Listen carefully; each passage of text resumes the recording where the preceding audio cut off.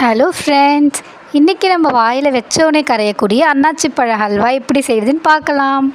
அதுக்கு ஒரு அன்னாச்சி பழத்தை இது போல் சின்ன சின்னதாக நறுக்கி ஒரு மிக்சியில் போட்டு அதில் தண்ணி கொஞ்சமாக சேர்த்து நல்லா அரைச்சி எடுத்துக்கோங்க. இப்போ நம்ம நல்லா காஞ்சிருக்க ஒரு அடிமண் கனமான ஒரு வாணலியில் ஒரு 50 ml நெய்யை சேர்த்துக்கோங்க. இப்போ அந்த நெய் நல்லா காஞ்சதும் அதில் ஒரு 10 முந்திரி பருப்பு, 10 உலர்ந்த திராட்சை, இது ரெண்டுத்தையும் சேர்த்து அந்த நெய்யில் நல்லா வறுத்திடுங்க. ஒரு கோல்டன் ப்ரௌன் கலர் வர வரைக்கும் வறுத்தெடுத்துக்கிட்டிங்கன்னா போதும். இப்போ இந்த ஸ்டேஜில் இதிலேருந்து அதை நம்ம எடுத்துடலாம். இதுக்கு மேலே விட்டால் அது ரொம்ப கருகிடும். இப்போது அதே நெய் சேர்த்துருக்க வாணலியில் நம்ம அரைச்சி வச்சுருக்க அன்னாச்சி பழத்தை சேர்த்துக்கோங்க. சேர்த்துட்டு நல்லா கைவிடாமல் அதை கிண்டிகிட்டே இருங்க. நம்ம அன்னாச்சி பழத்துக்கு கூட கொஞ்சம் தண்ணி சேர்த்துருக்கோம். அதுவும் இல்லாமல் அன்னாச்சி பழத்துலேயும் கொஞ்சம் தண்ணி இருக்கும். ஸோ அந்த தண்ணியெல்லாம் நல்லா வத்துற அளவுக்கு நல்லா கைவிடாமல் அதை கிண்டிகிட்டே இருங்க. இப்போ பார்த்திங்கன்னா அது ஒரு சின்ன கொதி வந்திருக்கு.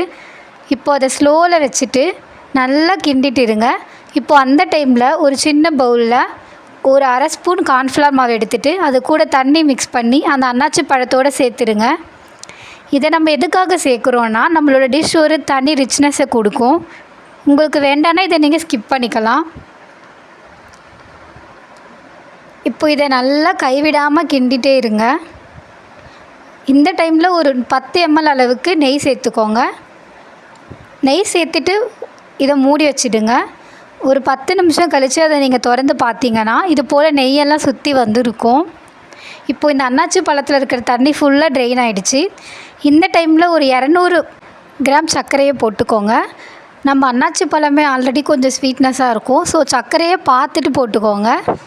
இப்போ இது எல்லாத்தையும் சேர்த்துட்டு சர்க்கரை நல்லா உருகிற அளவுக்கு நல்லா கைவிடாமல் கிண்டிகிட்டே இருங்க. இப்போ பார்த்திங்கன்னா உங்களுக்கே தெரியும் அன்னாச்சி பழத்தில் இருக்கிற தண்ணி ஃபுல்லாக ட்ரெயின் ஆகிருக்கு. சர்க்கரையும் ஃபுல்லாக கரைஞ்சிருக்கு. இது போல் பாத்திரத்தில் ஒட்டாமல் வந்திருக்கு. இப்போ பார்த்திங்கன்னா உங்களுக்கு தெரியும் சைடில் ஃபுல்லாக நெய் பிரிஞ்சு வருது. இதுதான் ஒரு நல்ல கன்சிஸ்டன்சி. இப்போ இந்த டைமில் நம்ம வறுத்து வச்சுருக்க முந்திரி பருப்பு, திராட்சை இதில் சேர்த்துட்டு நல்லா கிளறி விட்டுக்கோங்க. இதை நல்லா கிளறிட்டே இருந்தீங்கன்னா பார்த்திங்கன்னா உங்களுக்கே தெரியும் சைடில் எதுவும் அடி பிடிக்காமல் நம்ம பாத்திரத்திலே ஒட்டாமல் வந்திருக்கு. இதுதான் நம்ம ஹல்வாவோட கன்சிஸ்டன்சி. அவ்வளோதான், நம்மளோட ஹல்வா ரெடியாக போகுது. இப்போ இது போல் இது நம்ம ஒரு அழகான ஒரு பவுலில் ட்ரான்ஸ்ஃபர் பண்ணிட்டோன்னா நம்மளோட அன்னாச்சி பழ ஹல்வா ரெடி. இனி உங்கள் வீட்டில் யாராச்சும் ஹல்வா கேட்டாங்கன்னா இது போல் ரொம்ப ஹெல்த்தியான டேஸ்டியான ஒரு ஹல்வாவை செஞ்சு கொடுங்க. இது வரைக்கும் இது போல் நீங்கள் ட்ரை பண்ணலன்னா ட்ரை பண்ணி பார்த்துட்டு எப்படி இருக்குன்னு சொல்லுங்கள்.